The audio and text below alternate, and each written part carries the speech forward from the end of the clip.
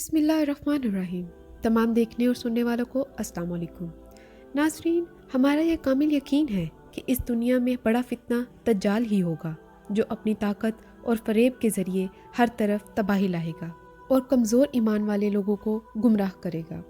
آپ صلی اللہ علیہ وآلہ وسلم کی بہت ساری حدیث مبارکہ میں دجال کی نشانیوں اور حلیے کا ذکر ملتا ہے، جس پر ذرا بھی شک نہیں کیا جا سکتا۔ لیکن آج سے 16 سال قبل سعودی عرب کے صحرا سے ایسا پتھر ملا جس پر دجال کی ایسی تصویر بنی ہوئی تھی جیسا کہ حدیث میں بتایا گیا ہے۔ یہ پتھر کس نے دریافت کیا اور یہ کتنے سال پرانا ہے، اور یہ حدیث میں بتائے ہوئے دجالی حلیے سے کتنا ملتا ہے، یہ سب آج کی اس ویڈیو میں آپ کو بتایا جائے گا، تو ویڈیو کو اینڈ تک لازمی دیکھیں۔ ناظرین، نبی کریم صلی اللہ علیہ وآلہ وسلم کی تعلیمات کے مطابق دجال کا ظہور قیامت سے پہلے اور دنیا کے آخری دنوں میں ہوگا، جس کا مقصد دنیا سے اسلام اور اس کے پیروکاروں کو ختم کرنا ہوگا۔ یعنی دجال اللہ کے ماننے والوں کو اپنی بندگی پر مجبور کر کے انہیں جہنم میں دھکیلنے کے لیے آئے گا۔ آپ صلی اللہ علیہ وآلہ وسلم نے فرمایا کہ دجال ایک آنکھ سے کانا ہوگا، وہ ایک جگہ نہیں رکے گا، اس کی رنگت سرخی مائل سفید ہوگی، اس کی پیشانی نمایاں اور گردن بہت زیادہ چوڑی ہوگی، جبکہ اس کا قد چھوٹا اور کمر میں کب ہوگا۔ اس کے باوجود وہ بہت طاقتور ہوگا اور وہ عام انسانوں کی طرح نہیں چل سکے گا۔ دجال کے گھنگرالے بال ہوں گے جو سر سے سانپوں کی مانند لٹک رہے ہوں گے۔ دجال ایک مرد ہوگا اور اولاد پیدا کرنے کی صلاحیت سے محروم ہوگا، اور اس کی پیشانی پر دونوں آنکھوں کے بیچ کافر لکھا ہوگا۔ ناظرین، اب ہم اس پتھر اور اس پر بنی ہوئی تصویر کے بارے میں بات کرتے ہیں جو دجال کی شکل و صورت سے ملتی ہے، جبکہ اس پر صرف دجال ہی نہیں بلکہ حضرت موسیٰ علیہ السلام اور شیطان کی تصویر بھی دیکھی گئی ہے۔ ناظرین، یہ پتھر تقریباً 3000 سال پرانا ہے، جب حضرت سلیمان علیہ السلام کا دور تھا۔ اس ٹیبلٹ نما پتھر کو اردن کے ماہر آرکیالوجسٹ احمد عبدالکریم الجواہری نے سعودی عرب کے کھنڈرات سے 2016 میں دریافت کیا تھا، اور پھر کچھ سال تک اس پر ریسرچ کرتے رہے، اور انہوں نے اپنی حیرت انگیز ریسرچ کو دنیا کے سامنے رکھا جس نے دنیا کے ہوش اڑا دیے۔ اس ریسرچ کے مطابق یہ دنیا کا واحد دریافت شدہ پتھر تھا جس کو چاروں زاویوں سے دیکھا جا سکتا تھا، اور ہر زاویے سے یہ پتھر الگ تصویر دکھاتا تھا۔ اس پتھر کے پہلے زاویے پر جو تصویر نظر آتی ہے وہ بظاہر کسی بزرگ کی لگتی ہے، جو ماہر آثار قدیمہ کے مطابق حضرت موسیٰ علیہ السلام کی ہے۔ کہا جاتا ہے کہ آپ علیہ السلام بڑے خوبصورت، طاقتور اور غصے والے تھے، اس لیے انہیں ہیبت والے نبی بھی کہا جاتا ہے۔ اور آپ پتھر کو دیکھیں تو ایسے بزرگ کی تصویر نظر آئے گی جو بڑے غصے میں ہیں، جیسا کہ حضرت موسیٰ علیہ السلام تھے۔ احمد عبدالکریم جوہری کے مطابق یہ تصویر حضرت سلیمان علیہ السلام نے بنائی ہوگی، کیونکہ وہ واحد نبی تھے جنہیں اللہ نے مجسمے بنانے کی اجازت دے رکھی تھی، لہٰذا جنات کے کہنے پر پتھروں پر نقش و نگار بناتے تھے۔ احمد عبدالکریم کا کہنا ہے کہ جس پتھر پر یہ تصویر بنائی گئی ہے وہ عام پتھروں کی نسبت بہت سخت ہوتے ہیں، اگر ان پر کچھ بنا دیا جائے تو انہیں مٹانا ناممکن ہوتا ہے۔ یہی وجہ ہے کہ 3000 سال بعد بھی یہ نقش و نگار بھی ویسے کے ویسے ہی ہیں۔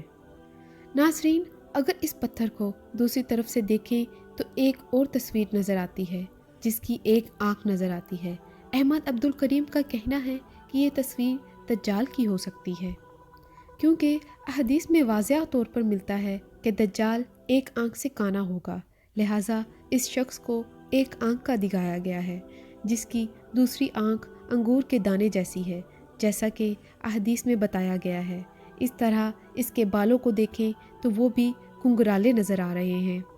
اور یہ بات بھی حدیث میں واضح طور پر بتا دی گئی تھی۔ ایک حدیث میں ملتا ہے کہ حضرت عبداللہ بن عمر رضی اللہ عنہ نے بیان کیا کہ آپ صلی اللہ علیہ وآلہ وسلم نے فرمایا کہ اے اللہ، ہمارے شام اور یمن پر برکت نازل فرما۔ اس پر لوگوں نے کہا ہمارے نجات کے لیے بھی برکت کی دعا کریں، لیکن آپ صلی اللہ علیہ وآلہ وسلم نے پھر وہی کہا، اے اللہ، ہمارے شام اور یمن پر برکت نازل فرما۔ پھر لوگوں نے کہا اور ہمارے نجد میں تو آپ صلی اللہ علیہ وآلہ وسلم نے فرمایا کہ وہاں تو زلزلے اور فتنے ہوں گے اور شیطان کا سینگ وہیں سے طلوع ہوگا۔